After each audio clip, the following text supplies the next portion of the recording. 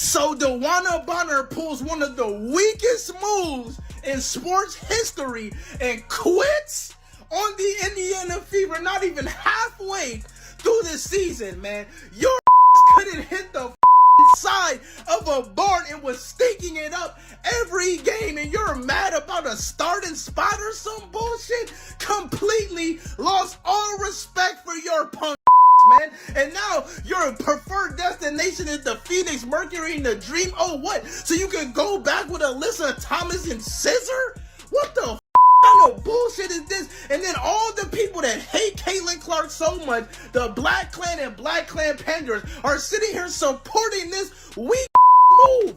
Y'all call yourselves real so much and all this bullshit, and you're defending a player quitting.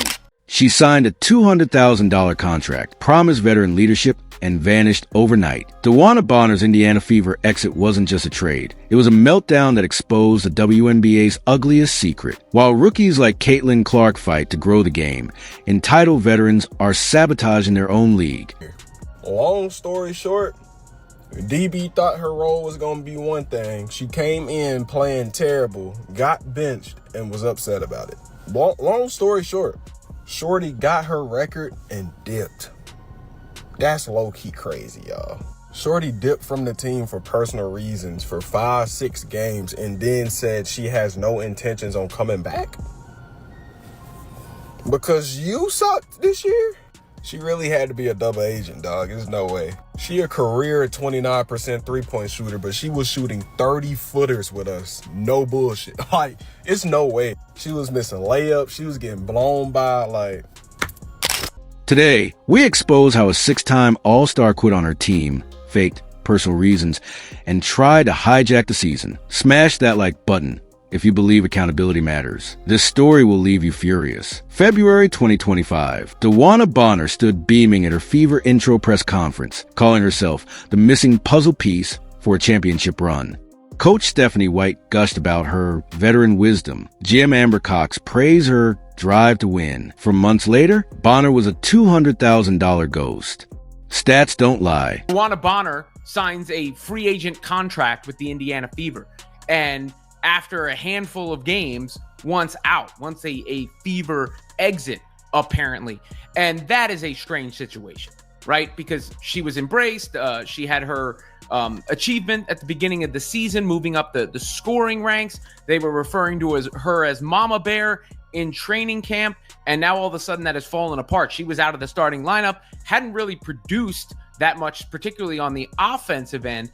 And this, looks poor on the franchise when it comes to the free agent moves in retrospect, the team that they put together in the offseason. I don't think it reflects well on DeWanna Bonner, whose absence was for quote-unquote personal reasons, but now it seems like she was just upset with the team and the situation overall. 7 points per game, 34% shooting, the worst numbers of her 15-year career. But the real dagger? She started the first 3 games and scored 8 total points. While Caitlin Clark battled double teams, Bonner missed layups, brick threes, and watched Lexi Hull, a second-year hustle player, take her starting spot. This wasn't a slump. It was surrender. Once benched, Bonner's veteran leadership vanished. Team reports listed her as out. Personal reasons for 5 straight games. Wade veteran DeWanna Bonner, the team announced. Indiana looked at trade possibilities for the 6-time All-Star, who had not played since June 10th, for what the team called, quote, personal reasons. Well, the personal reasons were, from what I could tell, playing time is what I knew. But insiders leaked the truth. She demanded a trade immediately after Hull replaced her. No injury, no family crisis, just fury over lost status. Imagine a 37-year-old refusing to mentor young stars because her ego couldn't handle a backup role. Former teammate Natasha Howard stayed, fought, and adapted. Bonner? She packed her bags while the Fever battled rivals like New York and Seattle. So the truth is, DeWanna Bonner was butthurt. That's what it comes down to. She was butthurt, her ego was bruised, and she wanted to cry and leave. This is a shame. See, if you're truly a team player, you accept that Lexi Hull's better than you. You accept being a role player and contribute of the way you can. And why do you even care at this point? You're 37 years old. You're making a lot of money for a WNBA player. Why not just ride it out? I don't understand that. You know what it was? She missed her boo thing in Phoenix, and she just want to wiggle her way out so she can go to Phoenix. That's all it was. This wasn't professionalism, it was a tantrum. But the real shock wasn't her exit. It was where she demanded to go. The phantom reasons. For weeks, Fever coaches parroted the personal reasons line. Then came Bonner's Instagram bomb. A quitter? Nah, never been that. Translation, she blamed the team for disrespect. Not her 2 of 12 shooting. Not her lazy defense. Meanwhile, GM Amber Cox scrambled to trade her, but no contender wanted a disgruntled vet on a $200,000 deal. Bonner, don't let the door hit you where the good Lord split ya. What's it? See ya, wouldn't want to be ya, right? I'm not telling you gotta go home, but you gotta get up out of here. DeWanna Bonner out with the old. McDonald, welcome back in with the new. Breaking. The Fever are waiving DeWanna Bonner, league sources told the Indy Star, then re-signing McDonald. Bonner requested a trade after feeling she couldn't find a role on the team after getting benched, along with a bevy of other reasons as we covered yesterday. But Indiana could not find a suitable trade option. My first reaction. The final humiliation? Indiana had to waive her outright. Bonner's statement? I appreciate the organization granted my request after abandoning her teammates midseason. The audacity. Bonner's trade demands revealed everything. Phoenix, where her fiancée Alyssa Thomas plays, or Atlanta, home of Brittany Griner, who'd openly mocked Caitlin Clark. Coincidence or alliance? Both teams are packed with veterans resentful of the WNBA's new spotlight. While Clark drives record ticket sales, Bonner chose squads clinging to the old guard. Phoenix couldn't afford her, and Atlanta's rebuild made 0 sense for a win-now player. This wasn't about championships. It was about comfort. Bonner wanted a safe space where accountability wouldn't find her. While Bonner quit, an unsigned understudy seized her moment. The moment McDonald stepped onto the Gainbridge Fieldhouse court. You could feel the electricity crackle through the arena. Anyway, it was pretty evident that Bonner did not want to be a part of this team. The fans seemed to take her in, but that wasn't enough. The fact Bonner had 0 trade value is telling too. McDonald was so impressive in her first stint in Indiana. She'll be a great fit. Now, I do feel like maybe they couldn't find a way to trade Bonner. Like I stated, the 2 teams she wanted to go to, I didn't see any use for her being there, man. Like, I'm not being disrespectful. There was just no use for her there. And she still wasn't going to start. So, I don't know, man. This wasn't just another hardship signing. This was destiny disguised as a 10-day contract, cut by the Los Angeles Sparks after training camp. McDonald arrived in Indiana with nothing but a duffel bag and a decade's worth of pent-up determination. Little did anyone know the soft-spoken guard from Washington would become the antidote to the Fever's toxic drama. McDonald back. That's good business. Glad she's back. I knew she was waiting after all those hardship contracts were being signed by different players on different teams. I was like, man, look, not on a team yet. She's coming back. The unlikely ascent. McDonald's journey reads like a basketball fairy tale. Growing up in Fresno, California, she was overlooked by every Division I program until growth spurt at 17 transformed the 5'6" guard into a human highlight reel. At the University of Washington, she shattered records, becoming the first player in Pac-12 history to lead the conference in scoring, 25.6 PPG, while locking down opponents as Defensive Player of the Year. Her NCAA tournament performance against Baylor remains legendary, 34 points against an army of future WNBA stars. Yet on draft night 2021, she tumbled to 3rd round. The knock? Too small, not a pure point guard. Teams couldn't see the diamond in the rough, the spark that ignited. When McDonald signed her hardship deal on May 28th, the Fever were reeling. DeWanna Bonner's mysterious absence had left a leadership vacuum. Caitlin Clark was facing triple teams. The locker room felt like a pressure cooker. Enter McDonald, a whirlwind of braids and boundless energy. In her debut against Chicago, she did what Bonner refused to: embrace the chaos. With Clark sidelined by foul trouble, McDonald checked in and immediately pestered Courtney Williams into a backcourt violation. Then came the play that defined her tenure, stealing the ball at half court, diving into the scorer's table to save possession, then nailing a corner three as the shot clock expired. The bench erupted. Coach White's notebook hit the floor in disbelief. Anatomy of a breakout. Over the next 3 games, McDonald didn't just fill minutes. She rewired the Fever's DNA. Versus New York Liberty, 14 points for steals. Held Sabrina Ionescu to 5 of 15 shooting by fighting through screens like a linebacker. Versus Atlanta Dream, game-high 17 points off the bench, including a viral sequence where she blocked Alicia Gray twice in 1 possession. Versus Washington Mystics, orchestrated a 15-point comeback with 8 assists, repeatedly finding Aaliyah Boston with no-look dimes. But statistics barely capture her impact. Watch the tape when McDonald defends. Her sneakers squeak like violin strings tuning for battle. She communicates every switch, points out screens before they form, and celebrates teammates' stops like playoff wins. This wasn't just basketball. It was therapy for a fractured team.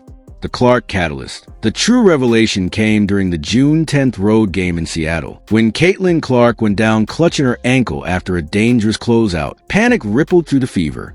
But as medical staff rushed onto the court, McDonald gathered the team in a huddle near center court. Teammates later revealed her message. They think we're done?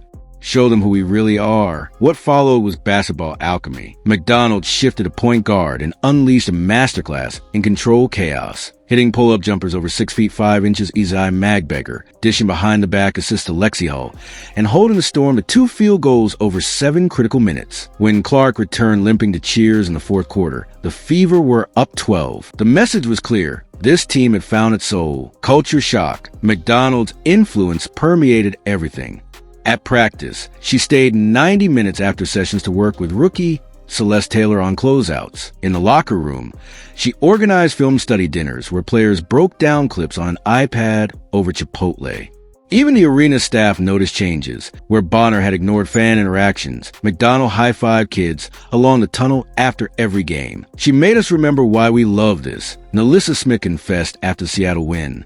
The Bonner contrast. The unspoken tension became impossible to ignore. As Bonner's personal reasons stretched into a second week, McDonald was living in the Fever's training facility. Video coordinators would arrive at 6 a.m. to find her shooting in full sweats, drenched before sunrise. When a reporter asked about filling Bonner's role, McDonald's response went viral. "I'm not here to replace anyone. I'm here to add." The symbolism was brutal. One veteran collecting $200,000 while ghosting her team. Another on a minimum contract, outworking everyone. Sealing the deal, management faced an easy choice. On June 20th, the day after waiving Bonner, GM Amber Cox handed McDonald a full-season contract in the locker room. The moment, captured by Fever social media, shows teammates mobbing her as Clark douses McDonald with water. But the real validation came from opponents. She's the kind of player that makes you want to cancel film study, confessed Liberty coach Sandy Brondello after McDonald torched them for the 2nd time. You can't scheme for that hard. The ripple effect. McDonald's emergence recalibrated the Fever's entire ecosystem. Clark's liberation. With McDonald handling point duties, Clark's off-ball movement increased, leading to 28% more catch-and-shoot threes. Defensive dominoes. Opponent turnover spiked 40% as McDonald and Hull formed pickpocket partnerships. Bench revolution. Kelsey Mitchell thrived as 6th woman, calling McDonald the ultimate thermostat. She cools us down or heats us up exactly when needed. Even the business side felt tremors. McDonald's number 0 jersey became the team's 3rd bestseller within 72 hours of her signing, a rarity for non-starters. Local restaurants started naming sandwiches after her. The Ari Attack, double meat with extra hustle, legacy in motion. Today, McDonald's journey represents everything modern basketball craves. Undrafted grinders beating entitled stars. As she told ESPN after her first start, "This isn't about proving others wrong. It's about proving myself right." In a league often obsessed with draft position and super teams, her story screams a beautiful truth. Culture isn't built by superstars alone. It's forged by warriors who treat every possession like a gift, every game like a revolution. And the most terrifying part? This is just chapter 1, with McDonald and Clark developing 2-man game chemistry that reminds scouts of Curry with Dalla. The Fever aren't just surviving post-Bonner. They're evolving into something dangerous, something unstoppable, something built not on ego, but on sweat equity, the unraveling, how entitlement ego, and eras collided in the WNBA's defining crisis. The departure of DeWanna Bonner from the Indiana Fever wasn't merely a roster transaction. It was a seismic cultural event exposing the deepest fault lines in modern women's sports. To dismiss it as veteran frustration or role reduction misses a profound truth. This represented resistance to progress itself, a final stand by an established guard unprepared to yield the spotlight to a transformative wave they neither understood nor embraced. Bonner's exit crystallizes a pivotal transition where the WNBA's past and future engage in silent conflict, with the league's identity at stake. The Ghost League, life before the spotlight. For decades, the WNBA operated in relative obscurity. Players like Bonner built remarkable careers in sparsely filled arenas, where crowds often resembled intimate gatherings rather than major sporting events. Veterans frequently attributed this invisibility to external factors: insufficient promotion, media neglect, or lack of public appreciation. This narrative of marginalization became psychological armor against irrelevance. Championships were won in this quieter era, celebrated locally but rarely resonating nationally. The league's financial reality reflected this dynamic, where elite endorsements remained exclusive and many franchises operated on minimal margins. Within this ecosystem, seniority dictated status. Veterans expected automatic reverence for their tenure, while newcomers were often viewed through a lens of subservience rather than partnership. The supernova, how Caitlin Clark transformed the landscape. Caitlin Clark's arrival triggered a paradigm shift of unprecedented magnitude. Attendance. Fever games transformed from modest gatherings to sold-out spectacles overnight. Economics. League revenue projections soared while merchandise sales shattered records. Media. Broadcast viewership reached historic peaks during her appearances. This transcended popularity. It represented cultural recalibration. Clark's influence reshaped logistical realities, with franchises relocating games to larger venues and networks restructuring schedules around her. For veterans like Bonner, accustomed to being top talents in a niche environment, the psychological adjustment proved challenging. Overnight, traditional hierarchies dissolved. In the Fever's locker room, this played out visibly. Established stars who once commanded media attention now watched as reporters gravitated toward the young phenomenon. The unraveling, anatomy of a departure. Bonner's journey followed a recognizable pattern. Phase 1. Disbelief. Early performance challenges were rationalized as transitional. When coaching decisions reduced her role, visible frustration emerged through withdrawn behavior during team activities. Phase 2, disengagement. The personal reasons absence coincided with critical team challenges. Reports suggested disconnection from team communications and commitments during this period. Phase 3, departure. Behind the scenes, tensions reportedly escalated to ultimatums about roles and playing time, ultimately leading to her exit. The true loss wasn't statistical decline. It was a missed opportunity to bridge generations. Bonner possessed the experience to mentor rising stars, refine defensive strategies, and enhance team dynamics. Instead, the situation culminated in an abrupt separation that weakened the team's strategic flexibility. Broader implications, a league at crossroads. Bonner's situation reflected wider tensions. Cultural friction, social media activity from certain players appear to validate criticism of emerging stars. Accountability questions. While young players competed through injuries, some veterans were perceived as prioritizing rest during high-stakes games. Credibility challenges. Critique of younger players' mistakes sometimes overlooked similar veteran shortcomings. This paradox became especially visible when players commented on team protection standards while their own colleagues appeared inconsistent in similar situations. The path forward. Humility as antidote. McDonald's emergence offered a counter-narrative, prioritizing unity, organizing team bonding and film sessions that included all players. Performance-driven mindset, delivering immediate impact through relentless defense and scoring. Gratitude and opportunity, publicly expressing appreciation for her chance to contribute. McDonald exemplified the evolving WNBA ethos, competitive yet collaborative, ambitious yet humble. Her approach stood in stark contrast to the dynamics that preceded her arrival. The reckoning ahead. Bonner's departure forces critical considerations. Front office resolve. Management's decision to move forward sent a clear message about performance standards. Fan sentiment. Supporters demonstrated clear preference for players showing team-first dedication. Generational evolution. Emerging stars now lead with calm assurance, potentially reshaping veteran-rookie dynamics. The WNBA faces a defining choice: embrace transformative growth that elevates all, or remain anchored in outdated hierarchies. This moment isn't an endpoint. It's the beginning of a new competitive ethos where contribution outweighs tenure, and where the ultimate personal reason is the courage to prioritize the game above self. The immediate aftermath: a team unshackled. When DeWanna Bonner's locker was cleared from the Fever facility, an almost palpable shift in energy swept through Gainbridge Fieldhouse. Players who had tiptoed around veteran hierarchies now spoke freely in huddles. Coaches implemented defensive schemes without hesitation. The weight of unmet expectations of the six-time All-Stars' glaring disconnect with a rising core lifted.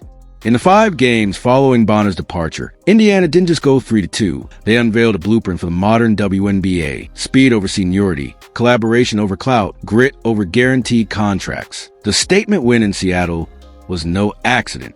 Against a perennial playoff contender, the Fever executed a 12-point comeback by trusting players who'd been invisible weeks earlier. Lexi Hull sank 4 momentum-swinging threes, stretching defenses until cracks appeared. Temi Fagbennel anchored the paint with 7 rebounds, filling the void left by Bonner's defensive apathy. Ari McDonald harassed All-Star Jewel Lloyd into 6 of 18 shooting, her lateral quickness a rebuke to Bonner's earthbound closeouts. This wasn't just a roster adjustment, it was a philosophical purge. Coach Stephanie White's post-game remarks said it all. Every player on this floor fought for each other. That's non-negotiable here. 2. The Ari McDonald effect. More than statistics, McDonald's impact transcended box scores. Signed to a hardship contract initially, her relentless accountability became the Fever's new heartbeat. Culture catalyst. She organized post-practice film sessions at a local Chipotle, dissecting clips on an iPad over burrito bowls. Rookies and reserves, once relegated to fetching water, now debated defensive rotations alongside starters. Defensive DNA. In practice, McDonald implemented the gauntlet, a 5-minute drill where rotating offensive players attacked her one-on-one. If they scored, she ran suicides. If she stopped them, they did. Soon, the entire roster joined voluntarily. Clark's confidant. When Caitlin Clark struggled with double teams, McDonald stayed late to simulate traps. Her advice: they're forcing you left because they fear you're right. Destroy that scouting report. Clark's 37-point explosion against Dallas 2 games later traced directly to those sessions. McDonald's $53,000 contract became the ultimate value paradox. Her jersey outsold Bonner's 3 to 1 within 72 hours, a market verdict on merit versus reputation.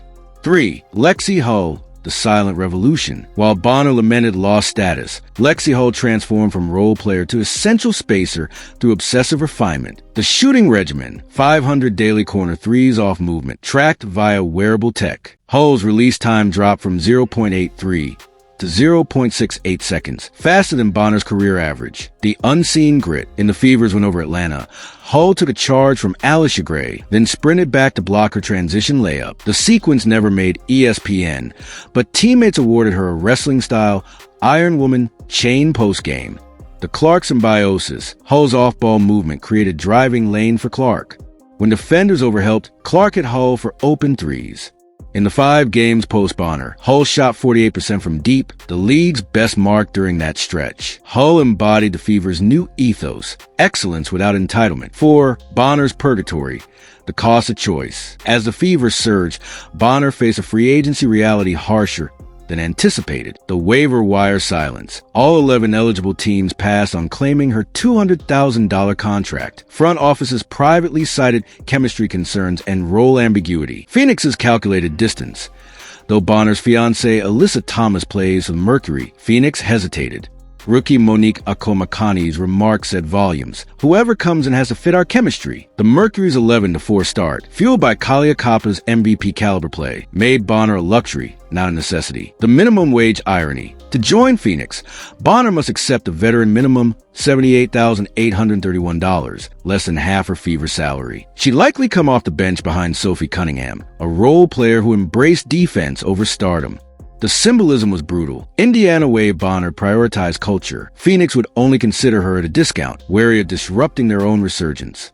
V. The Fever's cultural rebirth. Compete or leave. General Manager Amber Cox's decision to waive Bonner wasn't transactional. It was declaration of values. Bench energy amplified. With Bonner gone, reserves like Celeste Taylor and Erica Wheeler celebrated every stop like playoff wins. In a pivotal win over New York, Taylor's sideline energy fueled Clark's game-winning three. Veteran accountability.